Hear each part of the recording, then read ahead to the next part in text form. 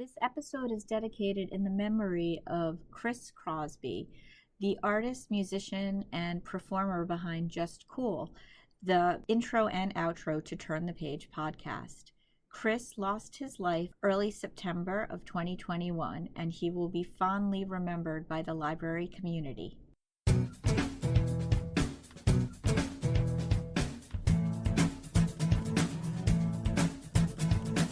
You're listening to the Library Pros Podcast with Chris and Bob, a techie librarian and a computer.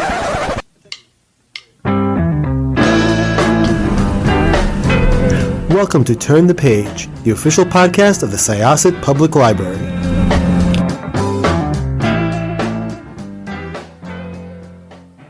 Who was that?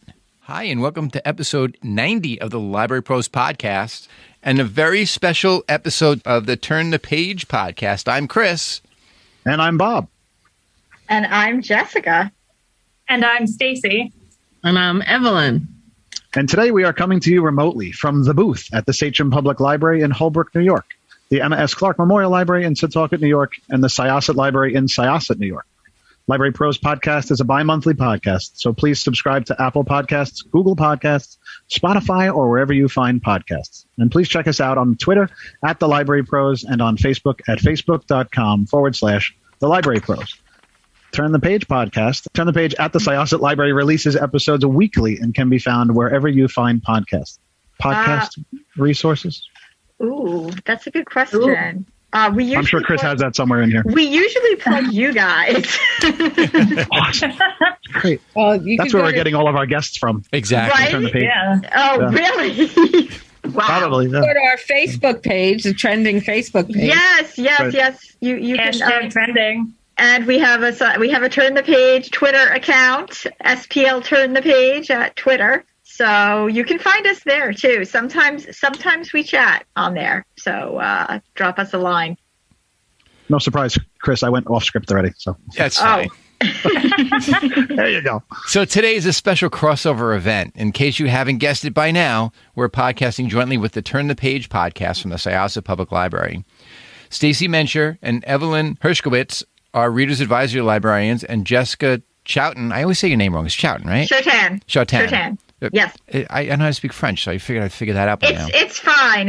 There's lots of history behind my last name, but that's how we pronounce it. And I've known you for how long, and I still can't say your last name. It's fine. Nobody can. My husband can't. Oh, that's fine. So, and she's the community engagement specialist over at Syosset. So if you're a frequent listener of the podcast, then you may remember Jessica from our COVID series of episodes, which were so riveting and so chilling and so, oh my God, can we finish talking about COVID already? So we're going to talk podcasting in libraries, but first we're going to have a chat with our new co-hosts. So it's always fun doing a crossover episode. We've done a couple of them, and we're excited to be doing this with Syosset. For the listeners, introduce yourselves and tell us how you got started in library land. Oh, man. Do you mind if I go first? Please Go for it. All right. Been in library the longest here, so. Oh, yeah, that's kind of weird, but that's true. So, yes.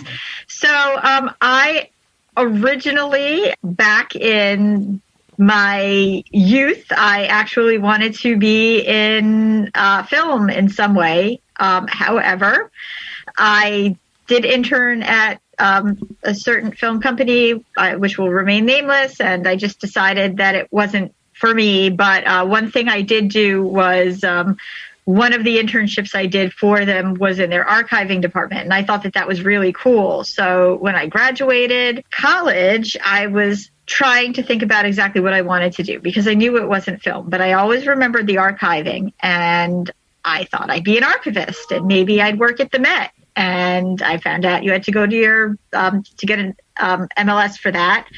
And I was like, that makes sense, because I think the thing that I always liked about films was stories, really, more so than the rest of it.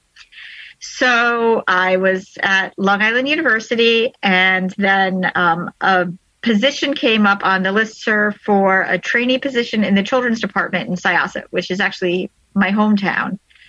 And I said, okay, well, I really do need a job. And even though this wasn't necessarily the path I originally wanted to take, let me apply and see what happens. And I ended up liking it. And I ended up in children's for 15 years. And then I've been doing this for 3, and that is my story.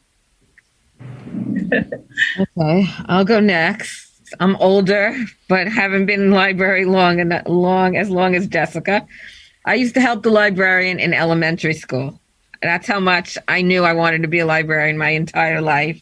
Unfortunately, took a totally different path. I did pension administrative work after college. Got to the point where I couldn't stand it anymore. The Syosset Library had just done a magnificent renovation. I was a Syosset patron, lived in Syosset, came to the library, I would say, every other day.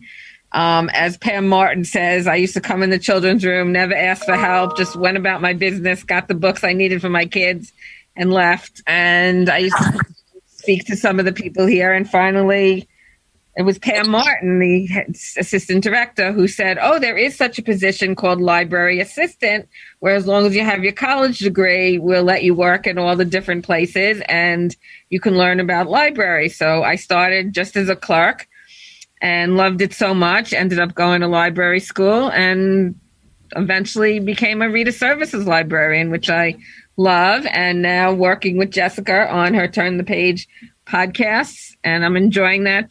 It's the library's Turn the Page podcast. It's not mine. It's the library's podcast. Not anymore. Now Come on, man. Now it's Jessica's Turn the Page It's the podcast. library's podcast. I'll write that down too. This is Jessica Jessica's is Turn the Page He podcast. is the founder. Oh, you're going to get me in The trouble. founder. And not exactly. We should talk about. I mean, really, we owe a service to another librarian here who does a lot of background stuff. But we'll shout out to her in a little bit. Everybody misinformation in a library. I guess my story is I've always loved reading. I was the child that I had to be bribed with books to go sit outside. Otherwise, I'd be in my grandmother's apartment in Florida, avoiding the sun. Listeners, you can't see me, but I am extremely pale. So that's what started me loving reading. I went to Binghamton. I got a history degree, like I know a lot of librarians have. And I was like, I'm going to be a researcher. And my mom's like, you're never going to make money, be a lawyer or a teacher. And I was like, no. And actually on my list of things you could do with a history major, librarian was one of them. And I was like, maybe we'll see. And my mom was the mom that went to the library and was like, can my daughter get a job? Can my daughter get a job? How do you get a job in libraries? What did you do? And bugged staff members who, thank God, don't remember her. But they said, get your foot in. I started as a page at Syosset, and then I audited some classes before I went for the degree to see if I really wanted to do this.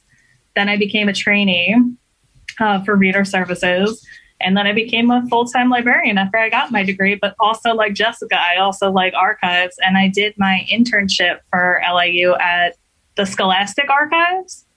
And they taught me how to catalog there, too. And I really fell in love with that. So I do a lot of cataloging here. But I primarily do reader services, and I work with Evelyn. And she's very, very knowledgeable. And like everyone loves her, and Everybody loves comes Jessica. to the reader services desk, But they and they're come like, to our "Where's desk to Evelyn? chat with Why are Evelyn, you 'cause here?" She's like, everyone just loves her. So it's always fun to work with her on the desk. Except in COVID times, we don't work together on the desk because Right, we're all social distancing. But so that's my library land story. I definitely found my calling at reader services, no doubt about it. So, Bob, why don't you go next? Oh, sure. I have a long and twisted history with technology, so I was always into computers growing up, and I started working at the Suffolk Cooperative Library System, believe it or not, driving the truck that delivered all the books. And then there was an opening in the computer department. I took a test, passed it really well, and then started working in technology.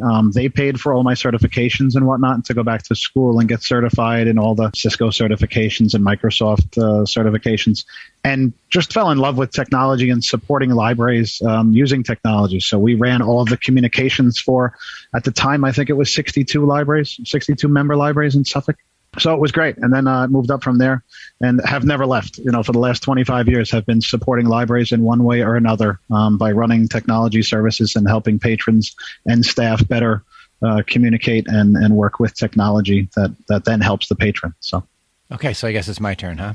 It is your turn. You have a long and twisted relationship too, Chris, don't you? Go ahead, God. Chris. So Tell us I about went yourself. undergraduate at St. Joseph's College in Patchogue, New York. And I majored in political science, social science, sociology, all that stuff, because I had intended on becoming an attorney. I took a year off from after college and went to law school up in Boston. And if you've ever heard that shtick, look to your left, look to your right, those people won't be there when you graduate. I was the guy on the left.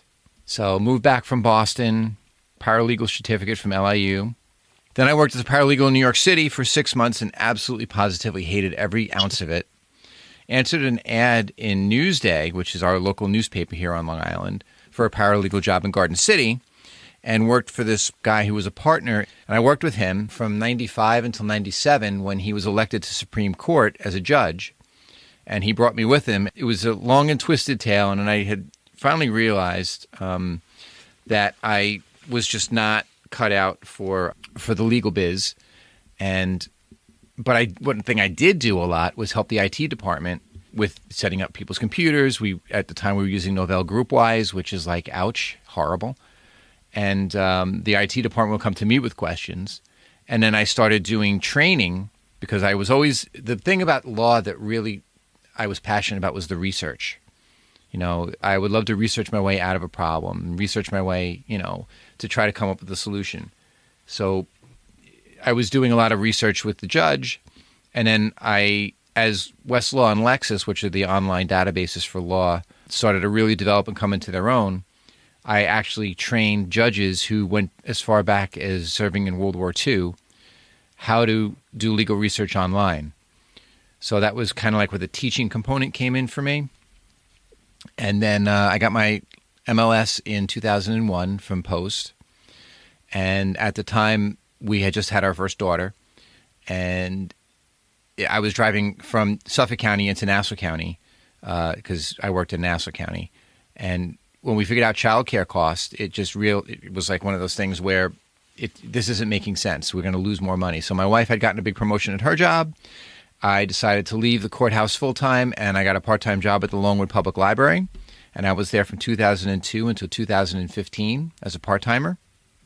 And during my time there, I was really involved with technology and teaching classes and all that other stuff. And then I transitioned to the Sachem Public Library in 2015. And I've been their technology librarian ever since. And we built a makerspace called The Studio, which we have all kinds of fun stuff in. So yeah, that's my story, and I'm sticking to it.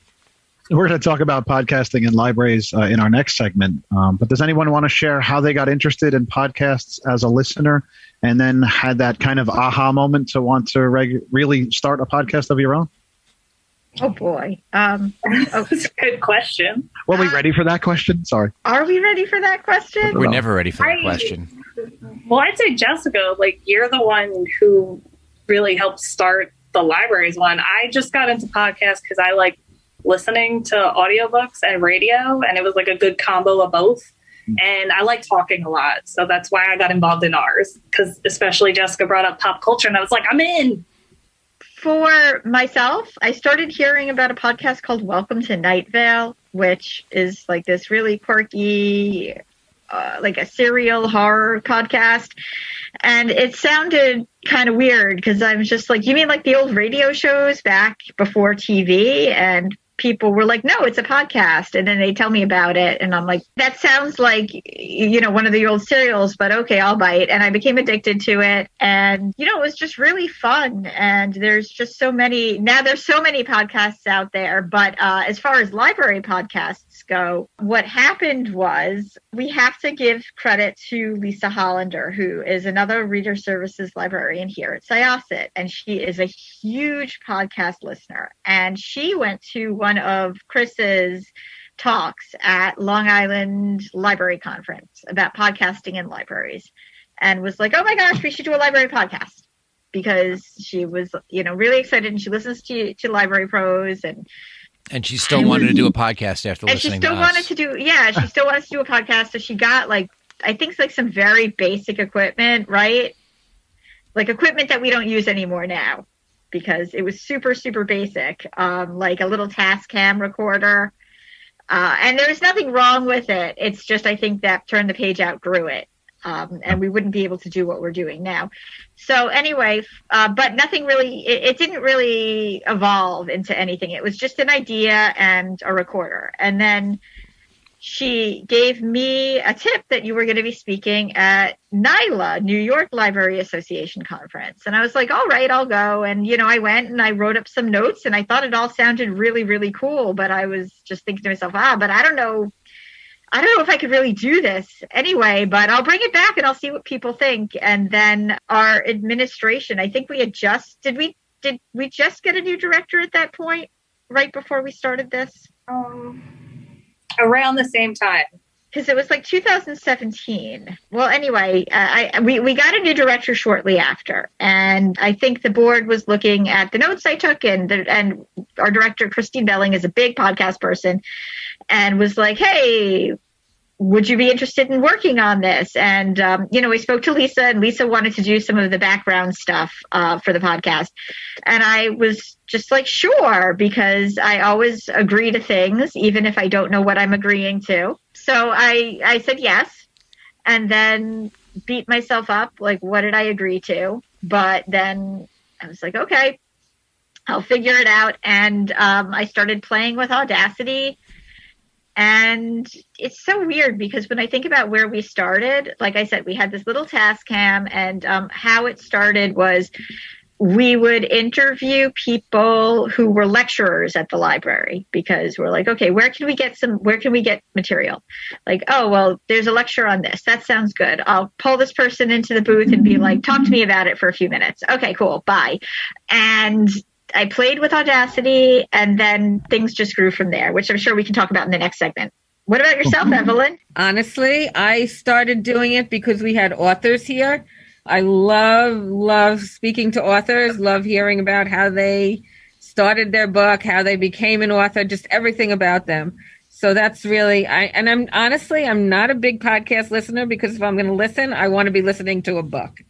So I don't have the time to read a book, listen to a book, and listen to podcasts, and take care of dinner and everything else that has to get done. So something has to fall through the cracks, and unfortunately, it's the podcasts. So, but when we had the authors here, and I could sit with Jess, Stacy, or whoever else wanted to be in on it, we love just interviewing authors. So that's really how I got started. So, Bob, what about you? I got started because of you. So Chris had this brilliant idea with no hardware, and he just called me one day and he said, because we've been involved in a ton of stuff together throughout our careers, and he said, hey, I'm thinking about doing this podcast. And I said, what's a podcast? And he said, right, let me tell you about it. And we went through a couple of things, and I don't know, I was a sidekick somehow. So I have to thank any of my involvement for you being the evil one that somehow directed all of this. So, well, you're definitely more than a sidekick. That's silly. Well, you do an incredible job, though. I mean, he does the hardware, he does the editing, he does. I don't think he'd let me do it because I'd mess it all up, but he does all that stuff. The script writing. I mean, he does it all. I literally and sometimes, because I have 3 crazy kids, and sometimes I can't make it to all the podcasts. So Chris has really brought me into this world, and it's been awesome just being alongside what you've done. And I think all of us, right, at some point have to thank you for, moving us in the right direction, and just kind of like spearheading the use of a technology and a platform to get the word out there for libraries. And I think I'm happy to be your sidekick, partner, whatever you want to call me. So sidekick. But I am here because of you. You did it all. So that's well, I appreciate it. I need a technology guy. I'm like, I guess I'm a technology guy. I could do it. So well, the idea was, Bob, you do so many different things. The last thing I wanted to do is say, I want to do a podcast and I want you to build it. I wanted to. No, that's not my thing. I wouldn't know how to do it. But I wanted to make this as not heavy lifting for you as possible, because you're constantly lifting and doing all these things for all these different people. I mean, you've done it, my friend. I don't to the point where our mechanic, you're the IT guy for our mechanic. Yeah, it's fun. So, it's fun. So I'm like, I want to do something where Bob just has to come, see the script, and then just go with it and have a good time. So, and sometimes I mess up the showing up part too. That was great. Just 2 days ago, we had a podcast, and I swear I did the same thing. I think you guys can relate, but we have a podcast coming up next week that's at 6 p.m. And there was a podcast scheduled for, was it Tuesday? It was just recently, just a couple days ago. Tuesday, last week. Yeah, and I'm like, and he texts me in the morning. He's like, Bob, are you ready? I'm like, yep, I'm ready, man. I'll see you later. I didn't say what time I'd see him later. So it's on my alerts, my calendar, everything for 6 p.m. It was at 2. So that was great. So, and I was on the road to Sag Harbor, and I'm like, I can't possibly do it at 2:00. And Chris texted me, and I'm like, what do you mean? Am I ready for the podcast? Yeah, I'll see you in 4 hours. He's like, no, we're on. Everything's ready. I'm like, oh man, so maybe you guys can relate to that. Sometimes I miss 100% happened to me today. 114 things on my calendar, and I don't realize that podcast is at 2 instead of 6. So hey, it happens to all of us. Yeah. So for me, I was sitting at the reference desk at Longwood, and this starts with my Droid X Motorola Android phone. I couldn't take it anymore. It kept crashing and rebooting. There's a longer story to this I won't bore you with. So I said, I had a friend who worked at the Apple store and said, all right, I'm coming to the dark side.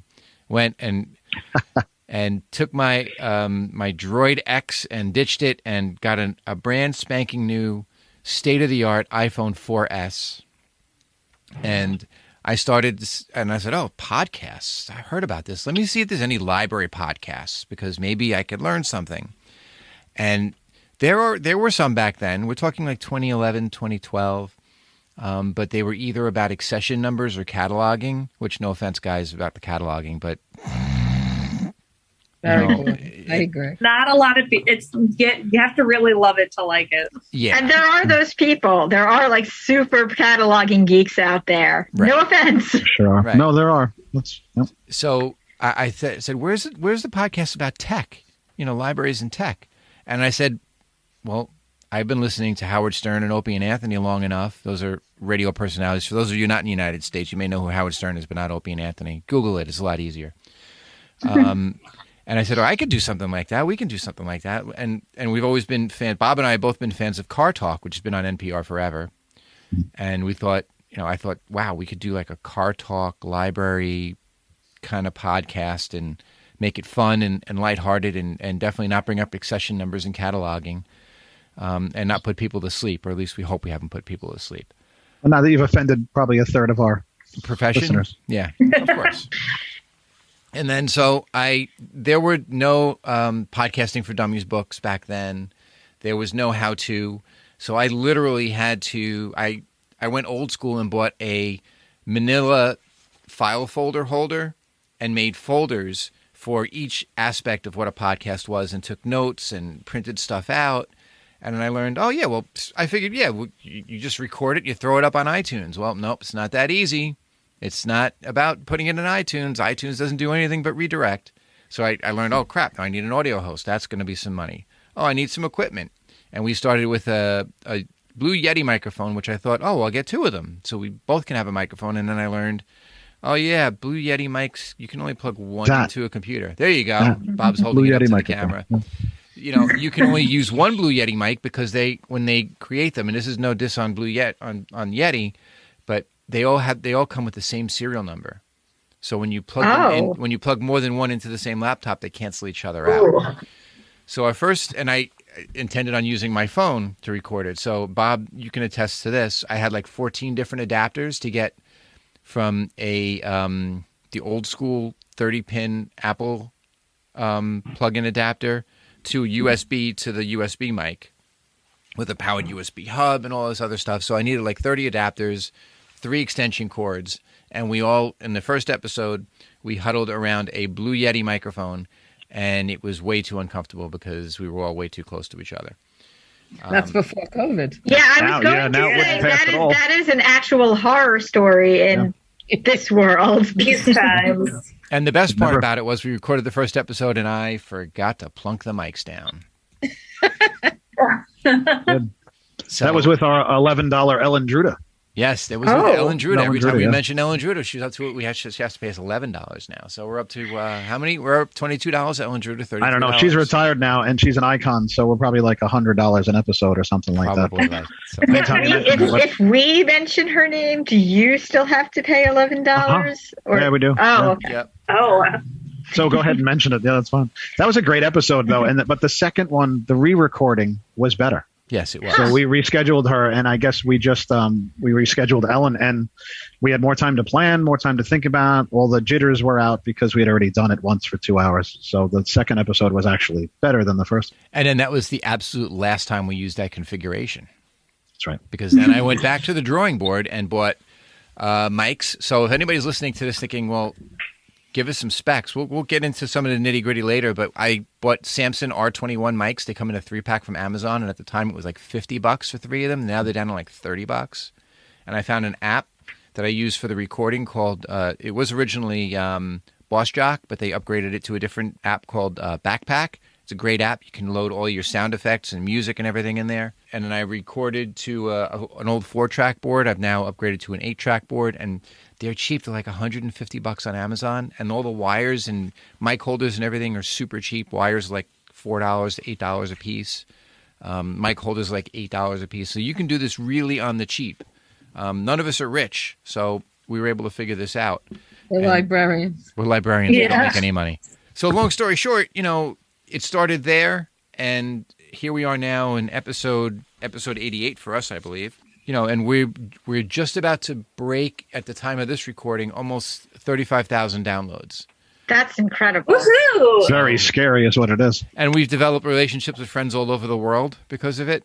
It's really been an amazing journey, and it's been something that has provided opportunities for us to speak at conferences and do all these other things too. And it's opened doors. It's allowed us to make friendships everywhere. So I'm really proud of it. And we just do what we do. And whether the quality is good or the quality sucks, whether you like us or not, we're still here. I believe technically it was our second episode, but it was our first recording was done with you at Long Island Library Conference. Yes, that's right. We did. In one of the rooms that we had? No, we were in the I think it was lobby out right in the next to the open. registration I desk. apologize Oh, wow. that you guys were in the lobby, and I apologize on behalf of the committee because I'm on that committee. No, we just blame Brian Adams every single time. It was so new, too, right? We didn't know. Everybody does. It was a great time because we were out in the open and we were able to interview some interesting people. And I think, Jessica, you brought over 2 people, right? Who were musicians or something, or storytellers? Yeah, actually, I just had one of them back on for the second time. So what that was one of my classmates from high school. Because if you listen to Turn the Page podcast, which if you're listening through Library Pros, check us out. We're cool. Syosset, New York is the hometown of people who do things that are big. Like we have a lot of people who have gone on to fame. You have a lot of notable alums. Notable alum, yes. And we do interview them, and we call those Syosset stories. So, Evelyn, what are some names of some people in Syosset It's name drop time. Who's a notable Syosset alum? Would you like to name somebody I will be who happy we've interviewed? Two of the stars from Rent. Unfortunately, we've only been able to interview one. That's Adam Pascal, right? Correct. Yeah, You've interviewed Natalie Portman. we have. She graduated from Syosset High School.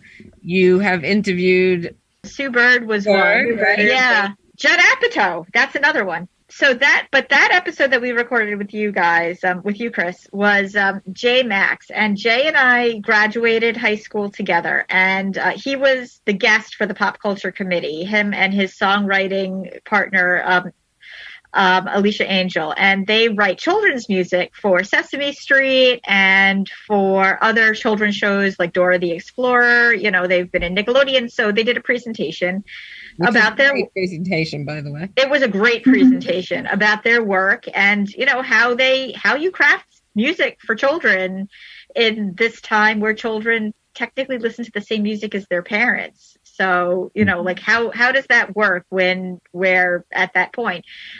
So Jay is the jack of all trades and is also working on the Faces of Long Island project for Newsday. Wow.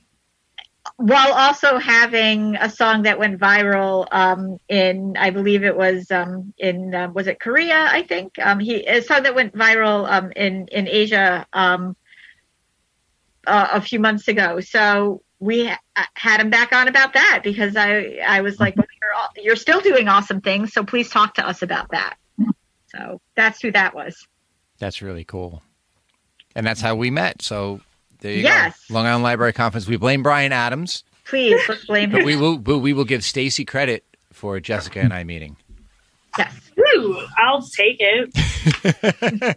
All right, well, we've got a lot of ground to cover, so let's take a short break. And when we return, we'll chat about why we started podcasts, what we do, and how we do it. So we'll be back in just a moment. So now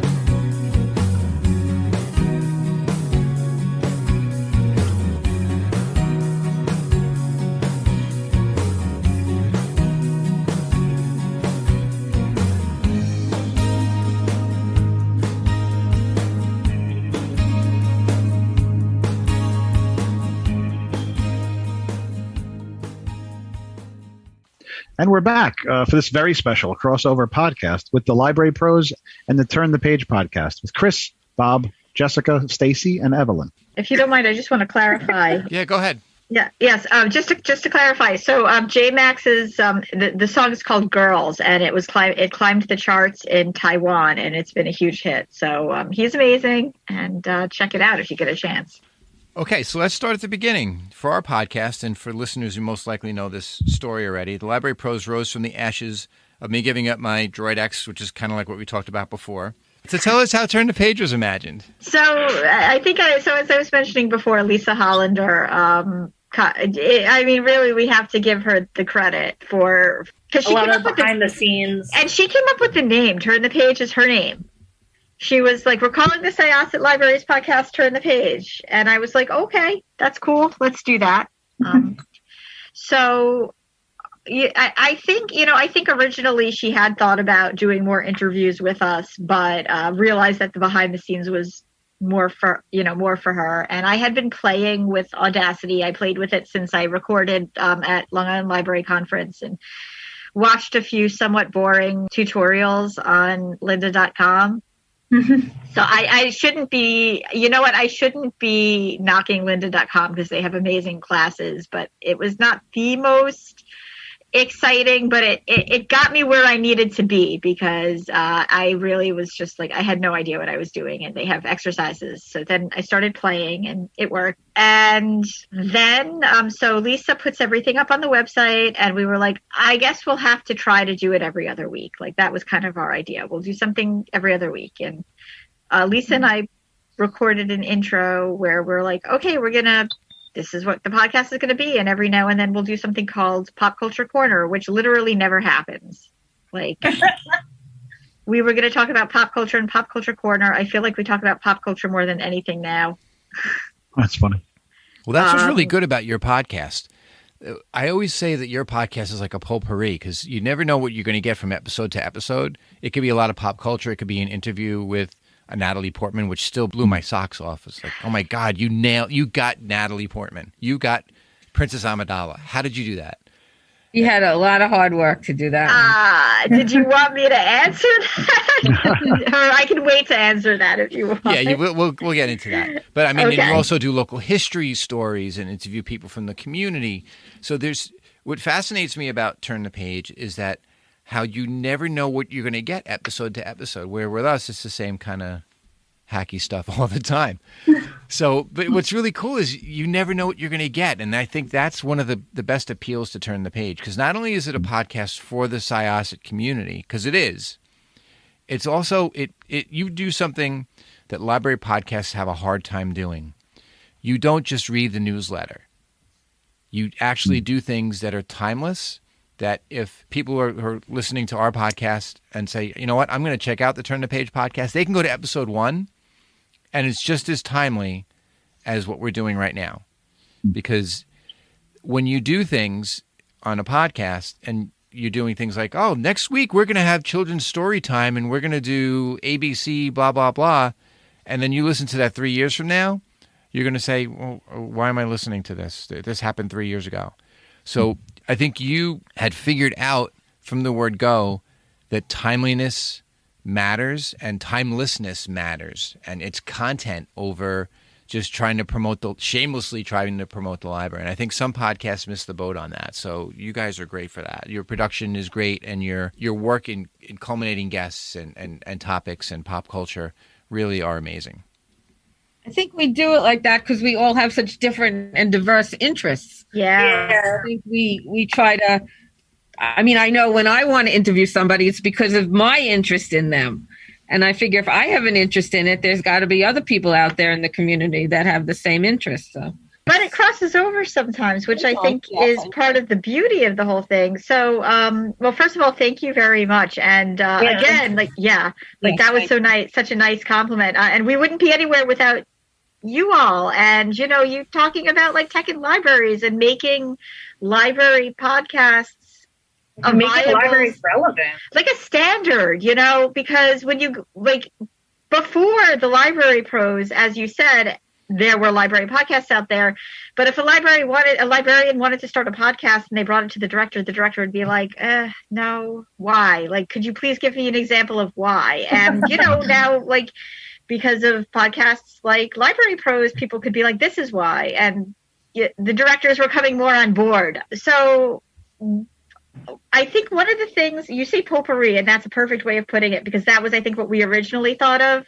But I think one of the things we talked about when we were starting was that we are a library, and people who come to a library are looking for a lot of different things. And some people come in and they want local history. Some people come in and they want pop culture or a movie, or some people are just random nerds who want to learn about something weird, like me. I always want to learn about something weird.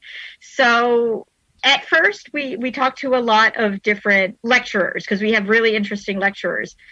But then something kind of funny happened where, you know, other librarians had interest. What if I talked to this author? Or at one point, I just, this is like my throwing spaghetti against the wall. I was like, I think it would be really cool if we talked to somebody who works in a Disney library, because, you know, Disney has archives and libraries.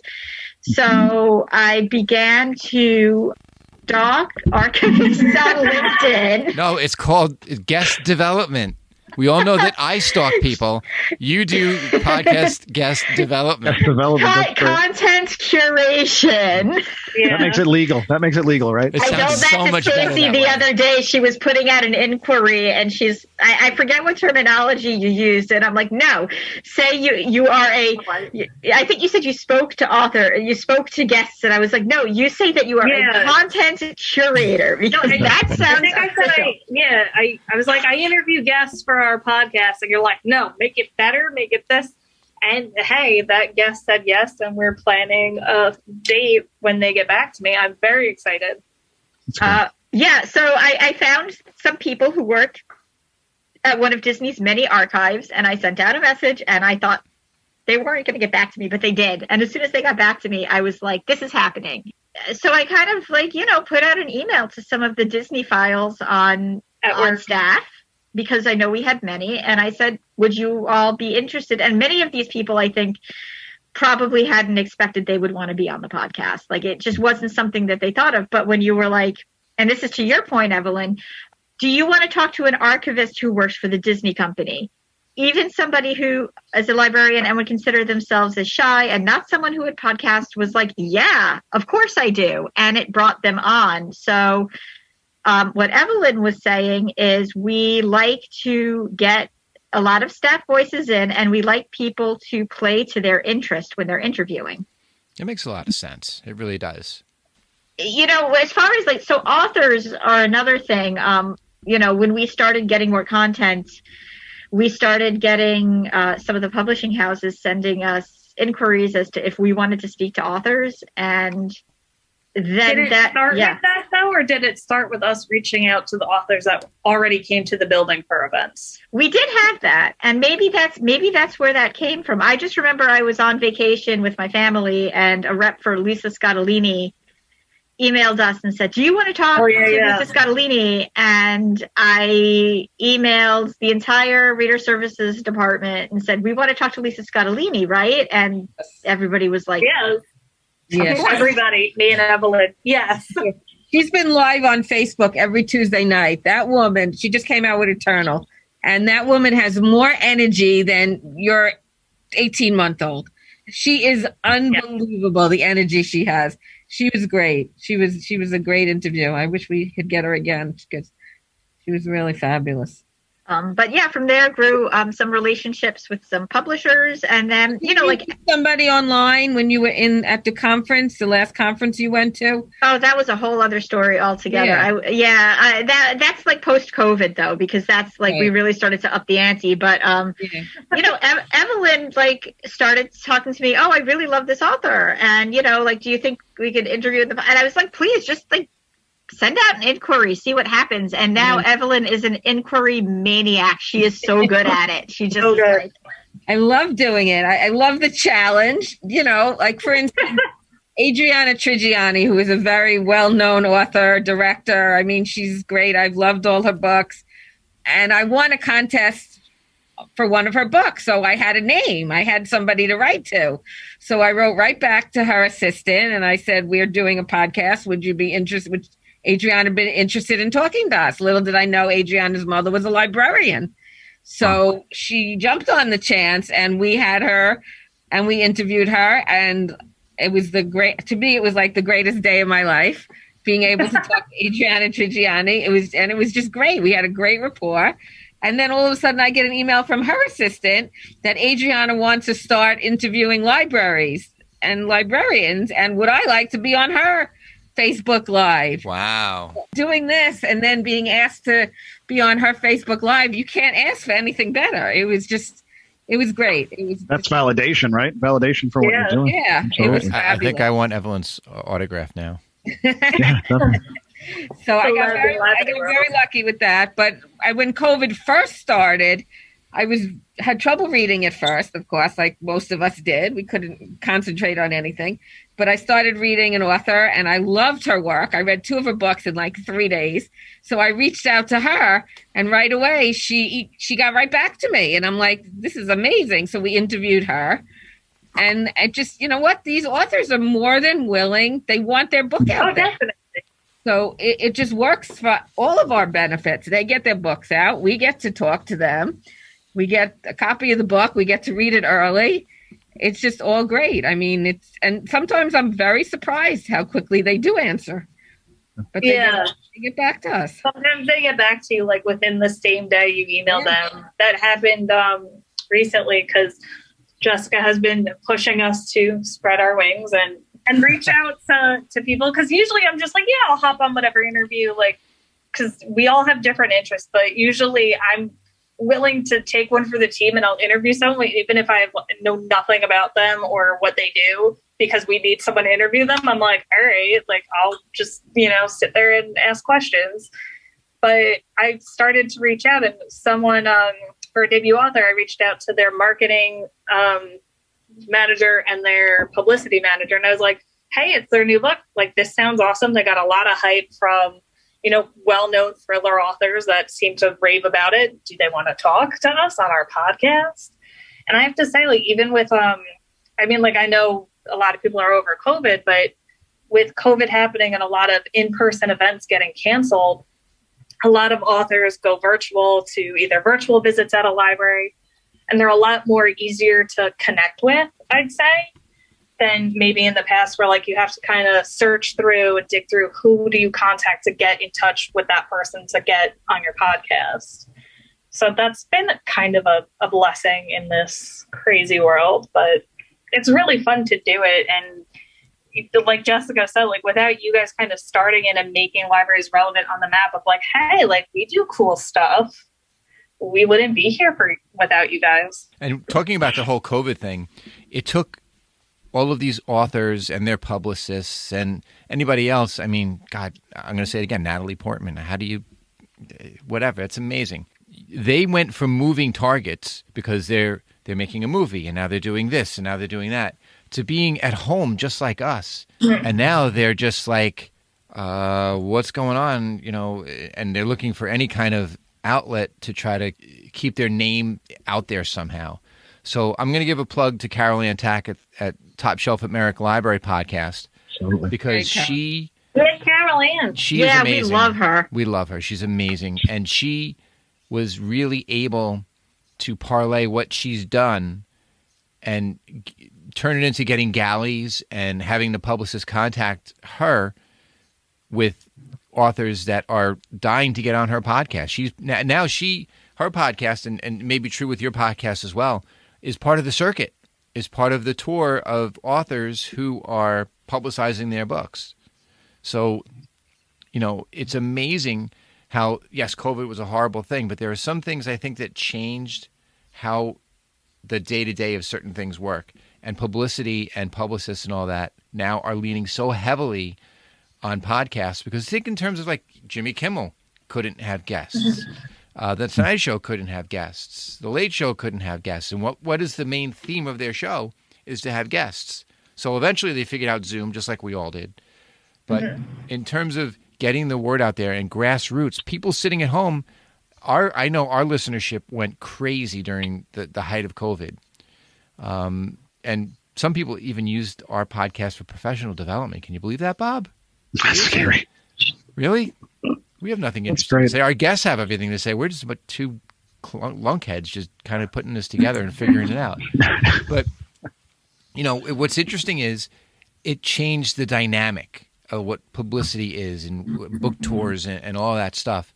And who benefits from that but libraries? And think about how kind of prophetic it is that you guys went to your director saying, we want to make a podcast. And it turned into what it's turned into, to a point now where you, as Carol Ann's is as well, is part of that promotional circuit that, it used to be like, somebody puts out a movie, they go on The Tonight Show, they go on Letterman, they go on all these different things. And now for the book tours, yeah, maybe they go into the Barnes & Noble over in Carl Place, or they're going to book review in Huntington, or hitting, in Manhattan. Now they can't go to these places, or maybe they can in the future. But, they're hitting the podcasts. So you guys really were forward thinking for that. And now I think it's really paid off for your podcast and for the library. Yeah. We also do, it's not a podcast, but we do the virtual author visits with them also. Yeah. And sometimes that actually helps and we've done some live episodes too, which are sort of like a crossover. Yeah, we've done crossover things of Facebook live episodes, but live podcast episodes too. But what we'll do, we'll interview an author, and sometimes we have a really good rapport with them, and we'll be like, "Hey, do you want to do a virtual program?" And they'll say yes, and that's how that happens. So. So let's talk about some nuts and bolts for anyone out there that wants to start up one of these endeavors. Let's talk. So Jessica, Stacey, Evelyn, tell us about the moving parts of software, audio hosting, etc., things like that. Okay. I'm like that. I'll direct you to Jessica. All I know is that we've used. I know we've used Audacity. Show up. Yes. Yeah, we show up. Worst comes to worst, Jessica can't set up the stuff. I know how to set it up. Do I edit anything? No. Have I tried learning to edit things? Briefly. Like, she brought up those lynda.com videos, and I was kind of like, I don't know. She was like, I'm not, yeah. Stacey just did the thing like with your hand when you hold it flat and you fly it over your head. Yep. That's hysterical. Yes. Yeah. We use what you said that you guys use. The backpack, was that it? That's all we did. Yeah. This is in the past though. This is pre-COVID. Equipment we broke used that on our iPad, and we had microphones. Yeah. I remember requesting, because I can be a bit of a diva on occasion, I requested to the library buy me pink headphones. So they're downstairs. Have I used them since? No. But so we use Audacity for editing. By we, I mean Jessica. I know we I'm trying to think the website that we use to even host any of it. Blueberry. Blueberry, which Lisa does. Yeah. So this is all Lisa stuff. So like Stacey was saying, like I could go find her and like pull her on. But, I'm sure she'd love that. We'll record, and if I'm not on the podcast, someone else will record. They'll send the file to me. But anyway, I'll do editing, and then I upload everything to a special file where Lisa takes it, and I have a Trello board, which I don't even know if anybody uses Trello but me. We do at work. Yeah, we love it. Yeah. You guys do? I was like, I don't. Yeah. We use it for our workflow. It's amazing. We went paperless because of it. I schedule everything on there. This is the episode, this is the description, here's any media that goes in the show notes, here's anything specific that you need to know about, like, the book or the company name, branding. Lisa takes everything, she uploads everything to go up on Blueberry, and then she schedules the Thursday posts on Twitter, which release the episodes. We used all the equipment that all the software that you all used. At some point, we'll probably use it again, but right now, because everything broke during COVID, we're just recording over Zoom. Thank you, Zoom. And there's nothing wrong with that because look, it's not bad. It's the quick and dirty. It's real easy to use. You hit record, you grab that audio, and you're good to go. And then you just equalize it, and off you go. And then you edit out the parts where Chris doesn't know how to read a question off the script. Sure. I mean, we That was edit nothing. some fun things. There's some fun. All the editing. announcements. Well, one thing really cool happened a few weeks ago where we were recording something, and for some reason I can't seem to find a way to silence my phone in my office because that's where I record. So I got that really annoying long buzz, and it was happening while our guest was making a really cool point. And then, of course, like after I picked up the phone and was like, please don't call me back. Click. We tried to go back to it, but when I was listening to the raw material, I realized that she made a really good point that she didn't make again when we did the do-over. So I was like, okay. I went into Audacity. I'm like, how am I going to fix this? This is really annoying. Like, because it's very difficult to remove background noise if you only have that noise within the context of somebody else talking. So I was thinking about it, and I watched this tutorial video about removing background noise, and you needed that noise in and of itself. You couldn't remove it through Audacity from just the actual thing. So I called one of my coworkers and I asked her to just call me, and I was going to leave my phone buzzing. And I recorded that, and I sampled that, and I went back into Audacity using the tips I learned on YouTube, and I eliminated the noise. Wow. Yay! It was the MacGyver method. That's incredible. Yeah. Well, that's the trick of it. We all go into this knowing nothing, and then you kind of learn just by flying by the seat of your pants. It's trial by fire, really. With regard to us, we're along the same lines. Now we're using Zoom. We used to do a lot of in-person interviews, and hopefully that comes back again because we talk to people from all over. It kind of necessitates us using Zoom or Google Hangouts or Google Meet or Skype. We've kind of used just about all of them. And so we record to an iPad using what used to be Boss Jock, which is now Backpack, because we have all of our crazy sounds and everything. And then all of that gets funneled through a mixing board, which is kind of overkill. You can do it without a mixing board now because you can use Audacity with your laptop and a USB mic or a USB mic wire that's USB on one end and powered and XLR on the other, so you can utilize the old school mics. There's so many different ways to do it, but I think a lot of what people miss is it's that you don't upload your podcast file to iTunes. Mm-mm. So for somebody who's thinking about actually doing this, there are some moving pieces. So you have your hardware to do the recording, and once you have your hardware and you figured out all that, once you record your episode, and then there's a whole creative part to it too, where you need artwork and you need music if you want to put music in there for intros and recording intros and all that other stuff. But just in terms of the mechanics of getting your podcast out there into the world, what you need to do is create an RSS feed. Now, we use Blueberry as well because it automatically creates that RSS feed for you. And what Blueberry is an audio host. So think in terms of if you're making your holiday cards or you're making a book for your family and you use Shutterfly or one of those places where you upload the photos and the photos live there and then you can make things with it. The audio host does the same thing. So when you create an account with the audio host, it creates an RSS feed. And then what you do is you go to iTunes and you log into the podcaster dashboard and you input that RSS feed. And then there's a review process with Apple. Same thing with Google Podcasts and Stitcher and Spotify and iHeartRadio and Deezer and all of the podcatchers that are out there. And you kind of want to hit all the big ones because there's a bunch of little ones that just kind of mirror image that. You have to create that RSS feed, and once it's approved, every time you update your podcast with a new episode, that link automatically updates and the new episode is pushed to those podcatchers. So like when we eventually edit this and we get it up onto Blueberry and we upload the episode and launch the episode, when we go to our website or we go to Apple Podcasts or Google Podcasts or Stitcher, Spotify, wherever you listen, and you refresh, boom, it's just going to be there. Sometimes it's instantaneously, sometimes it takes 10 minutes, sometimes it takes an hour, but it pushes automatically. So when you're starting, it's a real pain in the rear end because you have to figure all this stuff out, and it sounds a lot harder than it is. But once you do, it's seamless. You upload it, you launch it, and it's there. As far as that process, it's really not that terrible. It's just it's scary because the first one, because you record your first episode before you can start that RSS feed.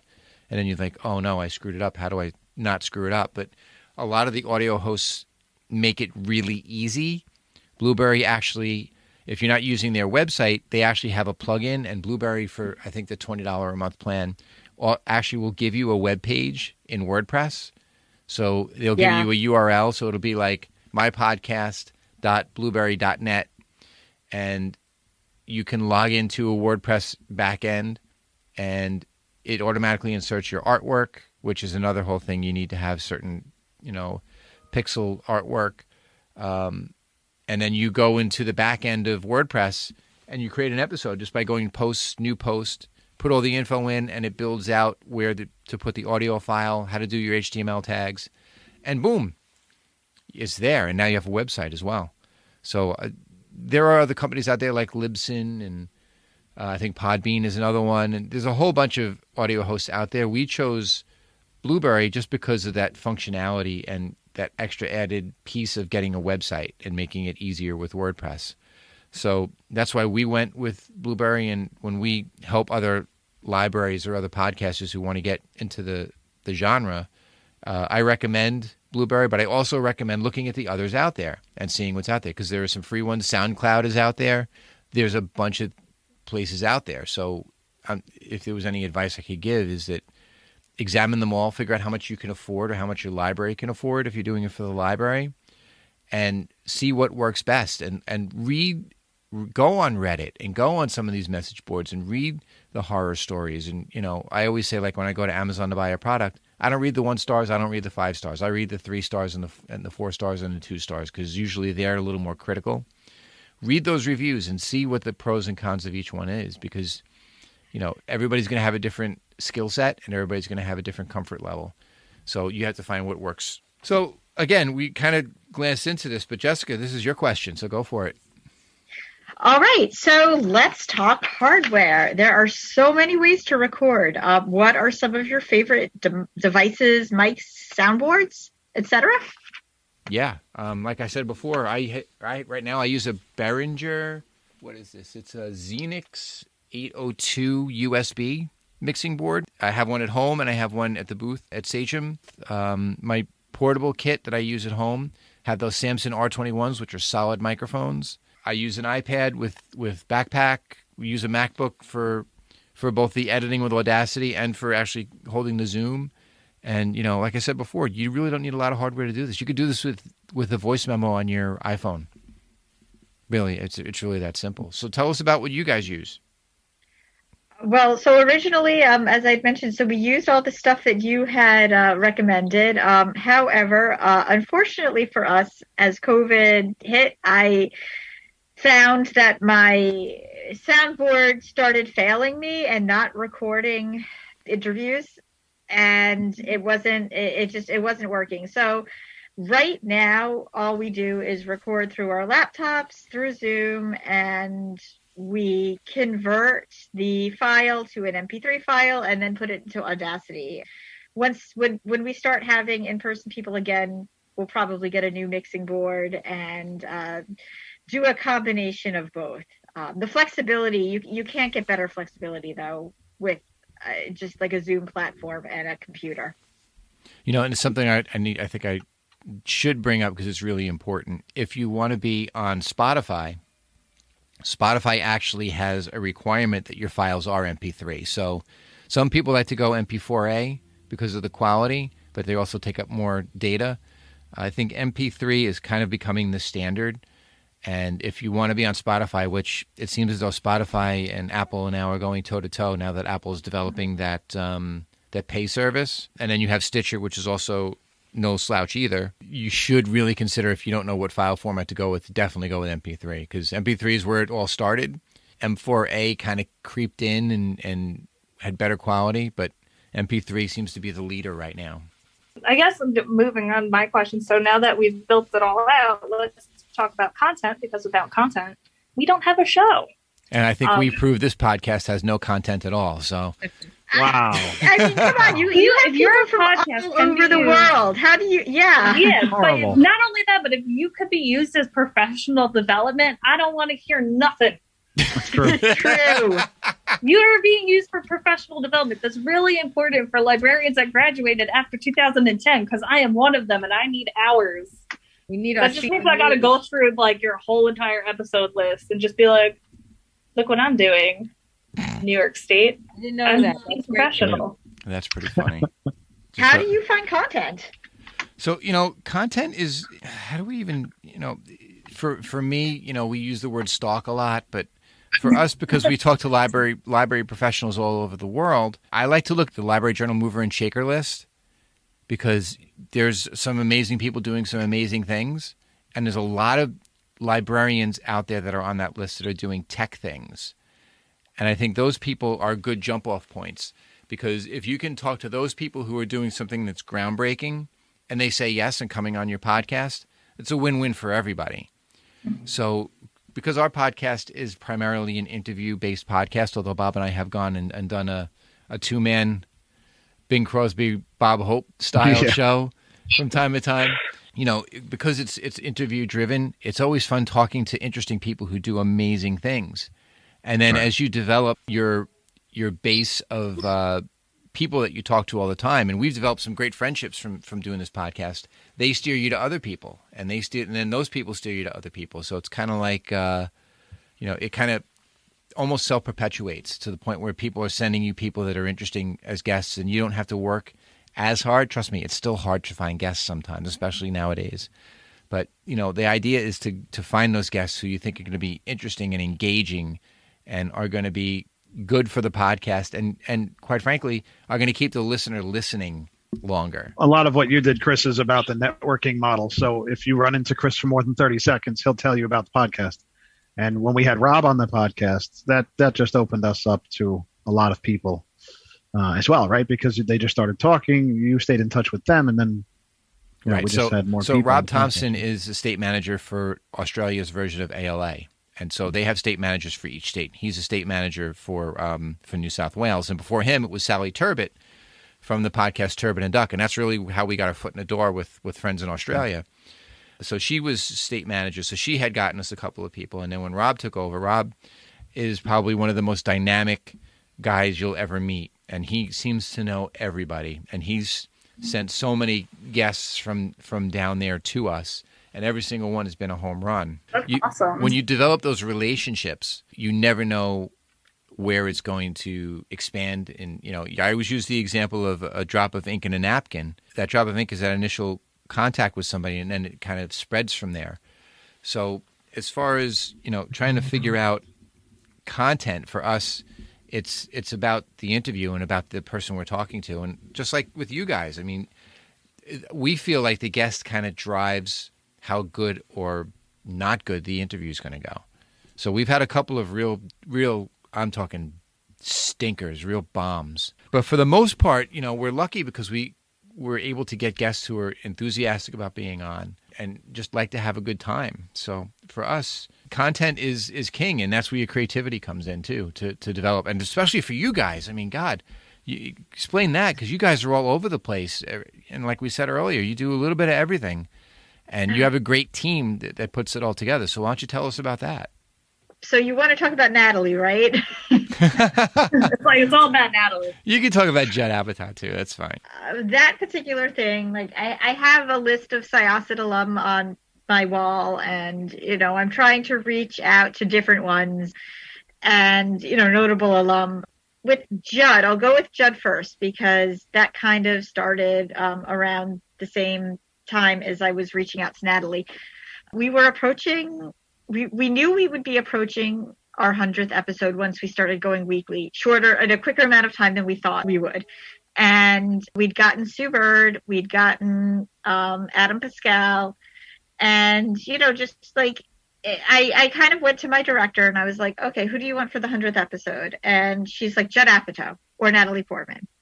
And I was like, okay, let's see what we can do. So I like to cast a wide net. I was like, okay, so let me see if I can find a company that manages Judd's speaking engagements, maybe a podcast that he's involved in, and just start reaching out to people. And I wasn't really getting anything back. But then I realized that he published a book with Penguin Random House. And I reached out to his publicist through Penguin Random House. And they got back to me right away that he was super excited to talk to the Syosset Public Library. And I was like, what? Okay, cool. That's incredible. It's called name recognition. It was okay. I was like, okay. So we had a date to record, and it was March 25th, 2020, and COVID hit, and I got I got an email from his publicist, and she's like, he's not in the right headspace for this. And I was like, okay. But every few weeks I kind of reached out because we were still approaching that 100th episode. And eventually, at the very last minute, it happened. I think he was about to start going on the circuit to talk about King of Staten Island, which released on digital download like every other movie in 2020. And he spoke to us, and he was really nice, and he spoke to us for a while, and super, super cool. With Natalie, I wasn't really sure which way to go because I know there are people. She was in school the same time as me, so it was more possible that if I was just to kind of start talking to people from Syosset and be like, is anybody still in touch with her family? But I didn't really want to go that route. So she was actually coming out with a children's book, which was being published by one of Macmillan's imprints, and I emailed people from that company, and they got back to me, and they're like, we'll reach out. And then at PLA, I saw somebody from, who was promoting it, and I was like, oh, I reached out to you guys, Natalie Portman, she's Syosset alum, blah, blah, blah. They're like, oh yeah, we'll be in touch. And it took a lot of chasing after things and to make it happen. And then she lost internet connection the night we were supposed to record, so Evelyn remembers that because I was leaving early that night to go home and record. She was in Australia filming a movie. Then there was just there was no internet connection, so they mentioned, they're like, okay, can you do it at this other time? And I happened to be on vacation with my family at that other time, but I wasn't gonna not do it. So I just locked myself in my room of the Airbnb that we were in, and I recorded that interview, and she was just super nice. So that's how that happens. And just in other things, like I said, I find people on LinkedIn. I like to see what people are interested in. Stacy knows this story because I love to tell it. Earlier on, I reached out to this really independent publishing company called Not a Cult because they were publishing a memoir of Dante Bosco, who was Prince Zuko in Avatar: The Last Airbender, the voice. But Rufio... I was going to say he was Rufio and Hook. He was Rufio and Hook, and I had a massive crush on him when I was 11 or 12, and I saw that movie, and I didn't realize how much of a crush I had on him until about 2 seconds before we were going to interview him, and I just started feeling queasy. But, they got back to me right away, and then I just, chased that rabbit until I grabbed it, because there was no way I wasn't going to interview him once they got back to me. And then I was like, Stacy, would you be interested in this? So it's all about the enthusiasm. It's all about, Evelyn, she's really, really good at finding books that are going to get big. Mm-hmm. She's really, really good at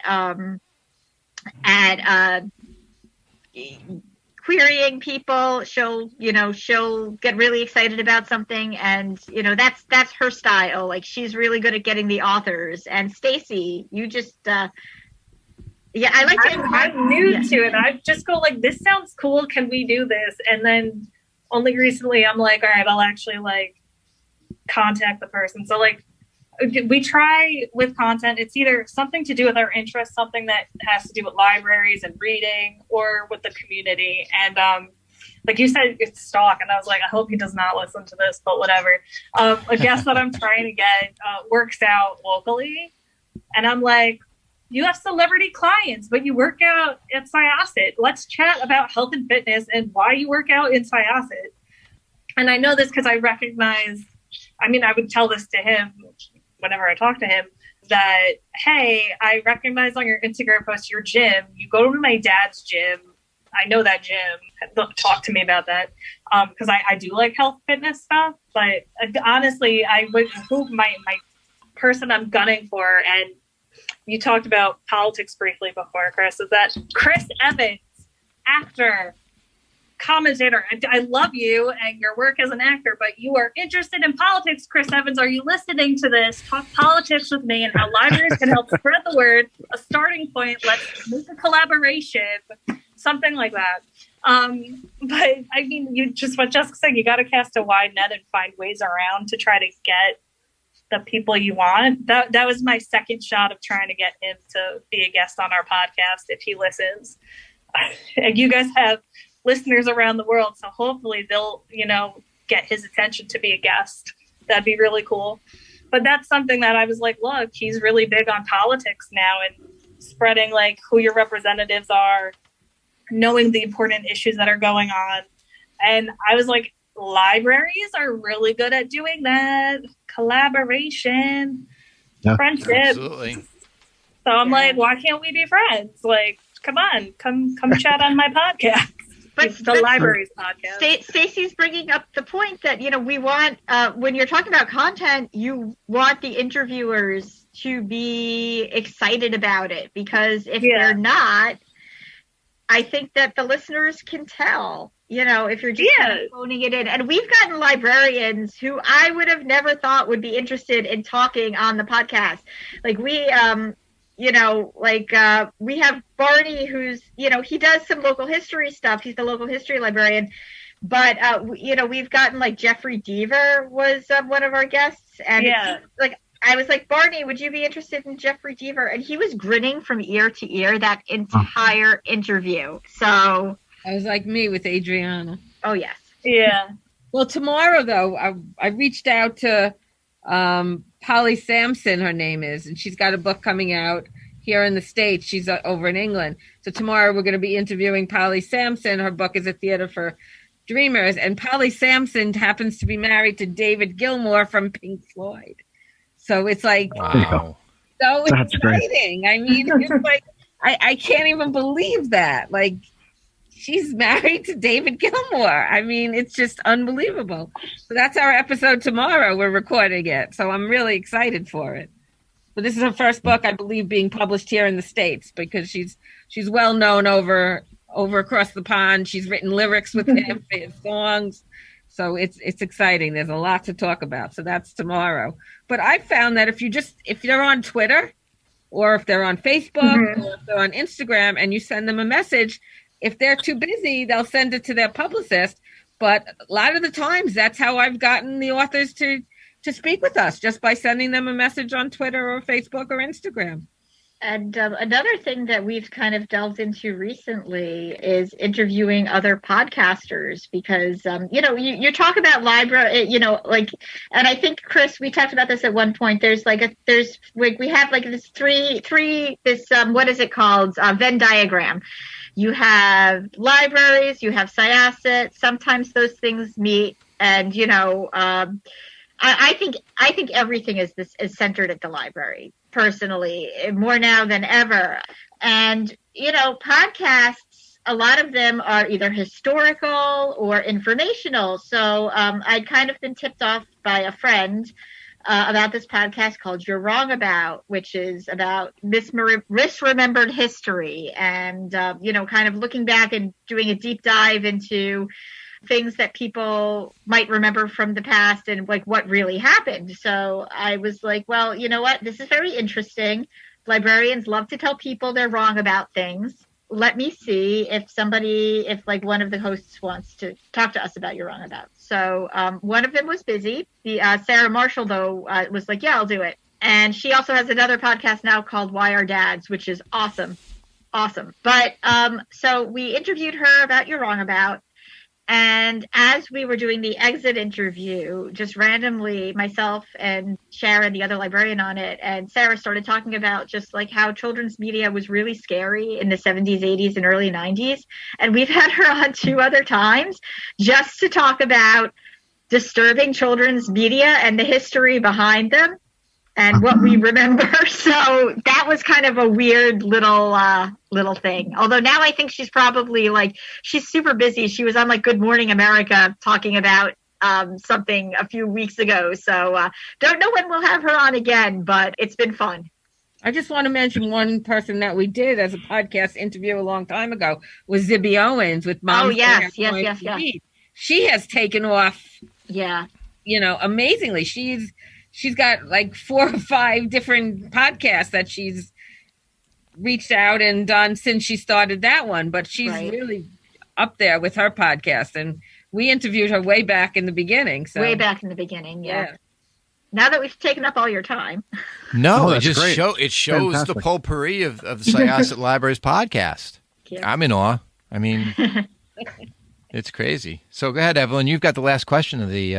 Okay. So the tie-in to what we do in library land. How does this benefit the listener, whether it's library folks or the public we serve? And if we're pitching this to administration, how do we do this? So we kind of touched on this before, talking about how we pitch it to admin. I think you do it by example.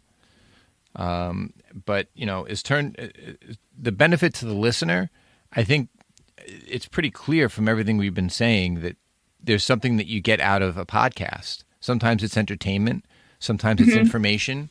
Sometimes it's just noise in the background that you just like to have on and you catch a tidbit here and there. As far as the tie-in to what we do in libraries, that was my initial draw to podcasts. So it was, what podcasts are out there? Is anybody talking about libraries and technology? And it kind of stems from what Bob and I were connected with the Technology Information Forum, where we would meet monthly and talk about, issues happening with technology in our libraries. And I wanted to kind of expand that with this podcast to turn it into how do we talk about these topics and situations and the good, the bad, cool, innovative things that are being done. And I think if you're pitching this to admin, you can say, well, look what Syosset's doing. Look what Carol Ann's doing over at Merrick. Look at what they're doing over in Oceanside or what they're doing in Brentwood with their teen podcast. There's so many different great examples out there. Look at what New York Public is doing. Look what Boston Public is doing. There's so many different examples out there. And to put one out there with the branding of your library only, I think, enhances what we do. And it's another form of publicity as well. Yeah, I think so. I mean, well said. Yeah, well said. That's a hard act to follow. I think the more publicity you have for your library, the more it benefits libraries in general. I think there's still people out there who have this old 1890s view of what libraries are.